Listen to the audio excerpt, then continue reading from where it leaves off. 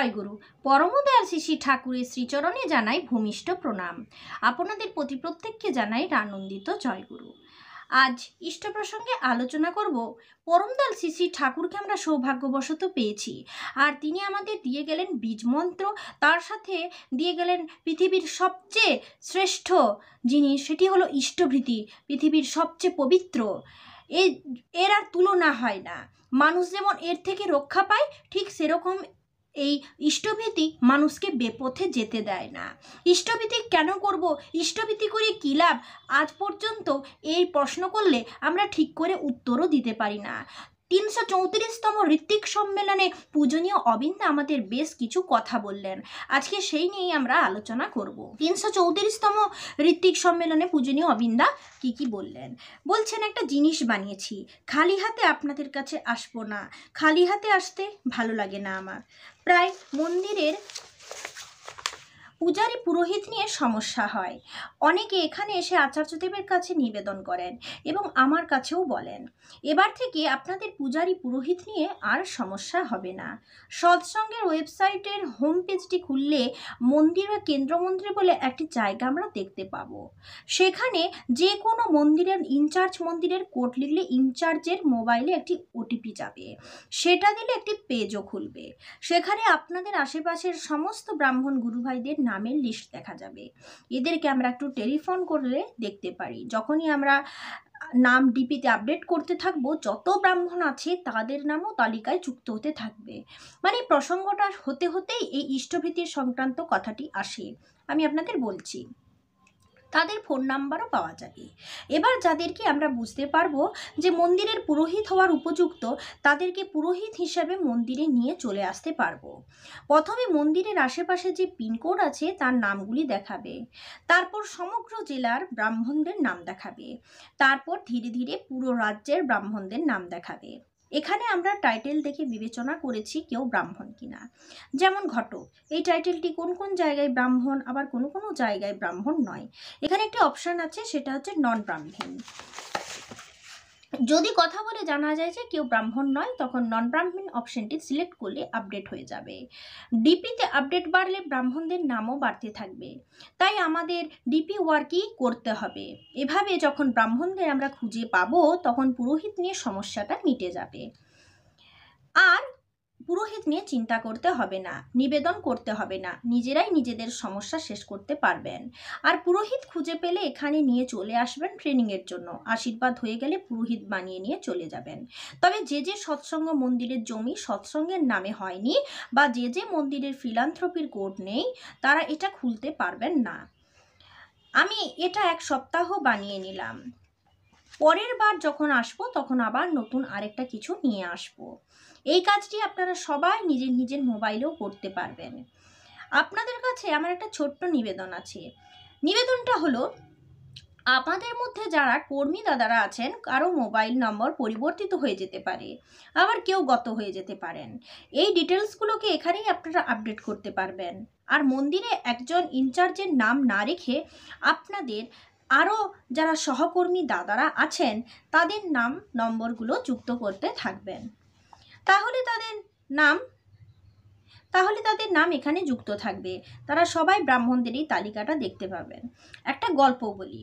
আমার ছোট কাকা আমার বন্ধুদের সবাইকে আমাকে অ্যান্টি সোশ্যাল বলতেন, কারণ আমি খুব দুষ্ট এবং দুষ্টামি করি।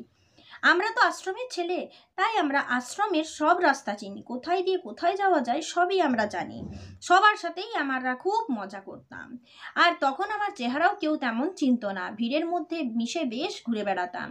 এই করতে গিয়ে একদিন আমি আর আমার বন্ধুরা বেরিয়েছিলাম। সেখানে যে আমার ঘোড়ার আস্তাবলটি আছে সেখানে গেছি। ওখানে একজন ভদ্রমহিলার সাথে আমার দেখা হয়।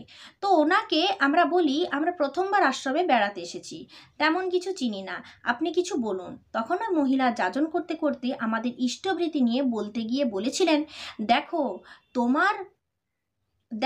তোমার উপর এখন সূর্যের আলো পড়ছে, তুমি যদি ঠাকুরের ইষ্টভীতি করে যাও তাহলে তোমার জীবনে কখনো অন্ধকার থাকবে না। যাজন করার সময় আমরাও এরকম নানা কথা নিজেদের মতো সাজিয়ে গুছিয়ে বলতে পারি। এবার কথা হলো, আমরা ইষ্টভীতি কেন করি?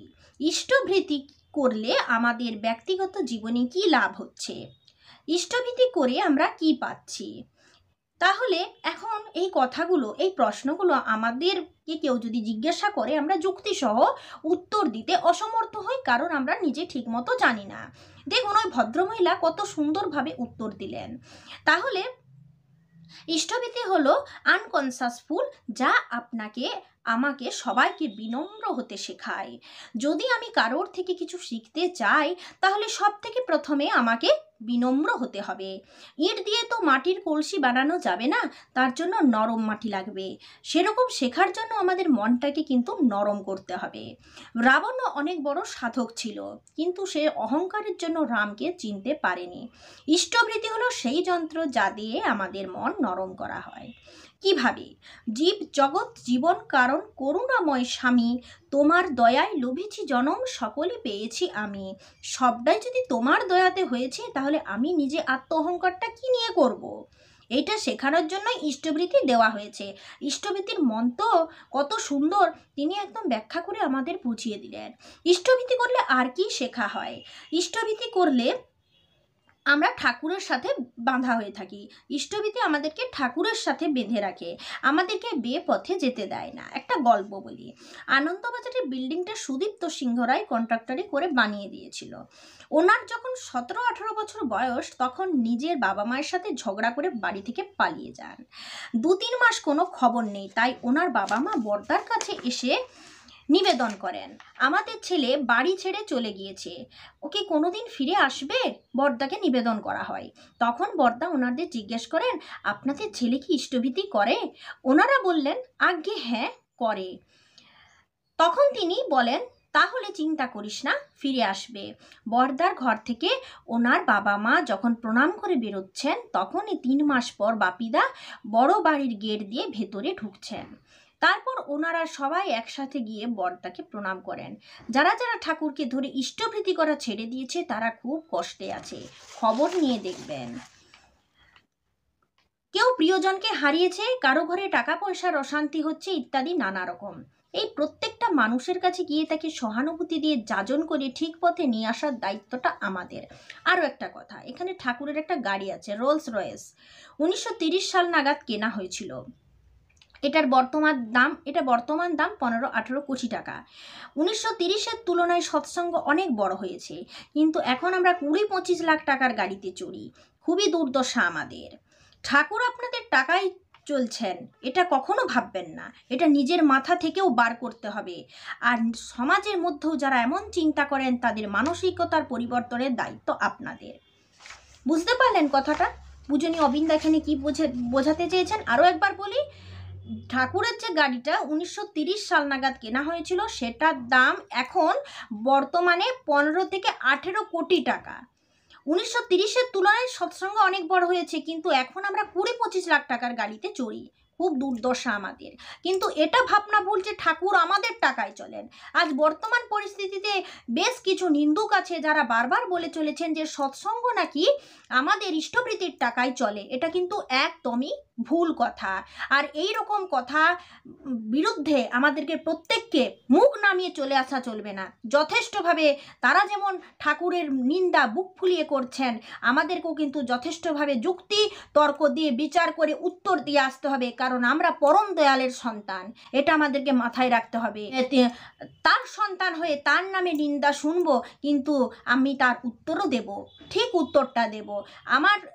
আমাদের টাকায় ঠাকুর কেন চলবেন? এটাই হচ্ছে কথা। ঠিক যে এখন সমস্যা, সেই সমস্যার কথা কিন্তু বর্তমানে পূজনীয় অবিন্দা আমাদের কাছে বলেছেন। তাই আমাদের উচিত আমাদের সব সময় উত্তর রেডি করে রাখা। অনেক জায়গায় আমরা ডিপি ওয়ার্ক করতে যাচ্ছি, তো কোনো জায়গায় আমরা ফিরে আসি, আর কোনো জায়গায় আমরা সার্থকতা লাভ করি, সাফল্য লাভ করি। কথা বলতে বলতে অনেকেই বলে থাকেন যে অন্য কোনো ঠাকুরে টাকা লাগে না, এই ঠাকুরেই যত টাকা লাগে। ইষ্টভীতি সংক্রান্ত বিভিন্ন রকম বাজে বাজে কথা আমাদের কিন্তু শুনতেই হয় না চাওয়া সত্ত্বেও। তাহলে আমরা শুনবো, কিন্তু তার উত্তরও আমরা দেব। যেমন তার কথাটা আমাকে পীড়া দিল, ইষ্টভীতি কেন করব, কেন টাকা দিই, এই কথার উত্তরটাও আমাকে তাকে শোনাতে হবে। একটু হলেও যেন মনে এই কথাটা তার ধরে, একটু হলেও যেন তার মনে কথাটা বাজে, সেটাও আমাকে চেষ্টা করতে হবে। আমি যথাযোগ্য উত্তর দিচ্ছি এমনটা নয়, এটাই ভাবনা যে তুমি যেটা ভাবছো ওটা তুমি ভুল ভাবছো। ঠাকুর যেটা দিয়ে গেছেন আমাদের সকলের মঙ্গলের জন্য, এই উদ্দেশ্যেই কিন্তু আমি তাকে উত্তরটা দেব। এটা আমাদেরকে প্রত্যেককে ভাবতে হবে। তাহলে এইভাবেই ইষ্টভীতি সংক্রান্ত সমস্যা আমাদেরকে সমাধান করতে হবে। আজও পর্যন্ত ডিপি ওয়ার্ক যে চলছে, এই কাজে আমরা অংশগ্রহণ করলে দেখতে পাবো যে এখনো পর্যন্ত ইষ্টভীতির মন্ত্র অনেকেই জানে না। এই সেদিন আগে দুইজন গুরু ভাইয়ের সঙ্গে আমার দেখা হয়েছিল। তো সেই একটা ঠাকুরের বড় সৎসঙ্গ হচ্ছে, সেখানে দুজন ঋত্বিক দাদা আছেন।